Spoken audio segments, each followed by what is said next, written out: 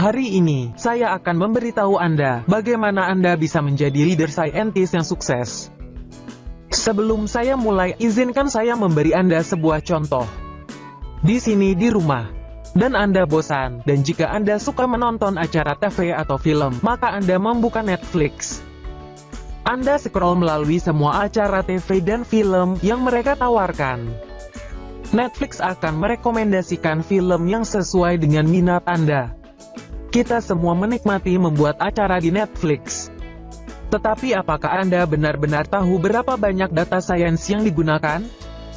Netflix menganalisis pengguna dari ratusan acara TV dan film yang berbeda untuk membuat rekomendasi terbaik untuk semua orang. Yang mereka ukur adalah keterlibatan dan retensi pengguna di berbagai acara. Saat Anda melihat sesuatu yang sangat keren dan Anda ingin menontonnya lagi, apa yang Anda tonton selama beberapa hari? Seperti menonton acara komedi, kadang-kadang drama dan sebagainya. Kapan dan mengapa Anda meninggalkan konten ketika berhenti menonton acara? Mengapa Anda berhenti? Jam berapa Anda menonton? Konten mana yang cenderung ditonton anak-anak di pagi hari? Dan orang dewasa ketika mereka kembali dari tempat kerja?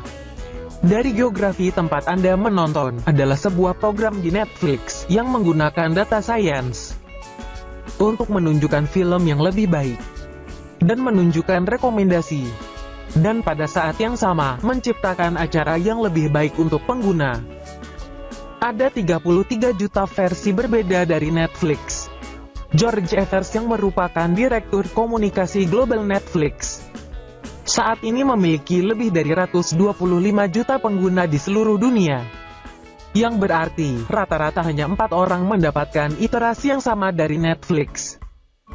Ini karena semua personalisasi yang dilakukan sesuai dengan kebutuhan pengguna. Atau apakah Anda juga tahu bahwa rumah pertunjukan kartun yang populer telah dibuat sepenuhnya menggunakan data science dan big data? Dari ini, mereka mempertimbangkan di mana orang-orang melambungkan adegan tertentu ketika mereka berhenti menonton pertunjukan. Dengan ini, mereka mampu menciptakan apa yang mereka yakini benar-benar mengasyikan. Menunjukkan data science adalah bidang studi yang melibatkan penggalian pengetahuan dari semua data yang dapat Anda kumpulkan. Sekarang setelah Anda memahami data science, apa yang akan kita bicarakan adalah apa yang dilakukan oleh data scientist. Kita akan membahas semua keterampilan yang dibutuhkan oleh data scientist. Yang data scientist harus memiliki beberapa keterampilan basis data.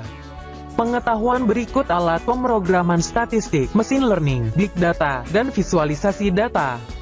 Mari kita mulai satu persatu. Keterampilan nomor 1, pengetahuan basis data. Untuk memperoleh pengetahuan basis data, diperlukan untuk menyimpan dan menganalisis data. Basis data Oracle, SQL Server, MySQL, dan Datatera adalah beberapa alat yang diperlukan. Untuk keterampilan nomor 2 adalah ilmu statistik, statistik probabilitas, dan statistik analisis, yaitu mengembangkan dan mempelajari metode untuk mengumpulkan, menganalisis, menafsirkan, dan menyajikan data empiris. Keterampilan nomor 3, pemrograman. Menguasai satu alat pemrograman bahasa pemrograman, seperti Python dan SAS, sangat penting untuk melakukan analisis dan data. R adalah lingkungan perangkat lunak bebas untuk komputasi statistik dan grafik. Itu mendukung sebagian besar algoritma machine learning untuk analisis data, seperti regresi, asosiasi, pengelompokan, dan sebagainya. Python adalah bahasa pemrograman tujuan umum open source, dan perpustakaan seperti NumPy, InSciV yang digunakan dalam data science. SAS dapat menambang, mengubah, mengelola, dan mengambil data dari berbagai sumber. Itu juga dapat melakukan analisis statistik pada angka keterampilan data untuk data wrangling, hingga melibatkan pembasihan data, memanipulasi data, dan mengatur data. Keterampilan nomor 5, machine learning. Menguasai konsep machine learning untuk secara otomatis belajar dan meningkatkan pengalaman tanpa benar-benar diprogram. Untuk melakukan itu, machine learning dapat dicapai melalui sejumlah algoritma yang berbeda, seperti regresi dan naive Bayes. Nomor 6. Big Data.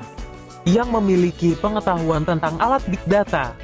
Big Data adalah istilah yang digunakan untuk menggambarkan data yang besar dan kompleks yang tidak dapat ditangani dengan perangkat lunak pengolah data tradisional. Beberapa alat yang digunakan atau perangkat lunak yang digunakan adalah Apache, Spark, Hadoop, Tableau, Splunk, dan sebagainya. Nomor 7. Visualisasi data. Untuk mengembangkan kemampuan untuk memvisualisasikan sumber data. Visualisasi melibatkan mengintegrasikan set data yang berbeda, menganalisis model, dan memvisualisasikan mereka dalam bentuk diagram-diagram dan grafik. Beberapa alat atau perangkat lunak yang digunakan adalah Tableau, Power BI, dan Google Data Studio. Mari kita bicara tentang beberapa peran pekerjaan dalam data science. Kita memiliki data scientist, data engineer, data analis, bisnis analis, dan administrator data. Mari kita jelaskan satu persatu. Data scientist. Gajinya sekitar $120.000 AS per tahun. Dan tanggung jawab mereka untuk menciptakan ilusi bisnis yang digerakkan oleh data. Dan analisis suku optimisasi. Dan peningkatan pengembangan produk. Untuk menggunakan pemodelan prediktif. Untuk meningkatkan penargetan generasi pendapatan. Pengalaman pelanggan yang dioptimalkan, dan seterusnya. Serta berkoordinasi dengan tim fungsional yang berbeda untuk mengimplementasikan model dan memantau hasil mereka. Seorang data engineer menghasilkan sekitar 130.000 US dolar per tahun. Sebagian dari tanggung jawabnya adalah merakit set data kompleks yang besar untuk mengidentifikasi desain dan mengimplementasikan peningkatan proses internal untuk membangun infrastruktur yang diperlukan untuk transformasi ekstraksi yang optimal dan memuat data untuk membangun alat analisis. Arsitek data, mereka menghasilkan $112.000 AS per tahun. Dan ini adalah tanggung jawab mereka untuk mengembangkan solusi basis data, untuk menginstal dan mengkonfigurasi sistem informasi, untuk menganalisis persyaratan struktural, untuk perangkat lunak, dan aplikasi baru, untuk memigrasikan data dari sistem lama ke solusi data baru. Data analis menghasilkan $65.000 AS per tahun.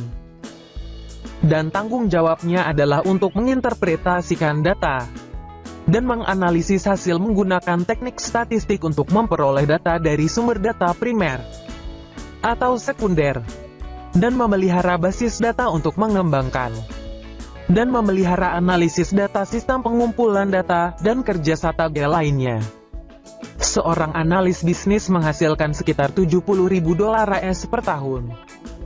Dan ini adalah tanggung jawabnya untuk menilai berbisnis dengan perencanaan dan pemantauan yang memunculkan dan mengorganisasikan persyaratan yang validasi persyaratan sumber daya dan mengembangkan model perkiraan biaya, membuat informasi yang dapat ditindaklanjuti, dan data pelaporan administratif. Administrator data menghasilkan sekitar $54.000 AS per tahun.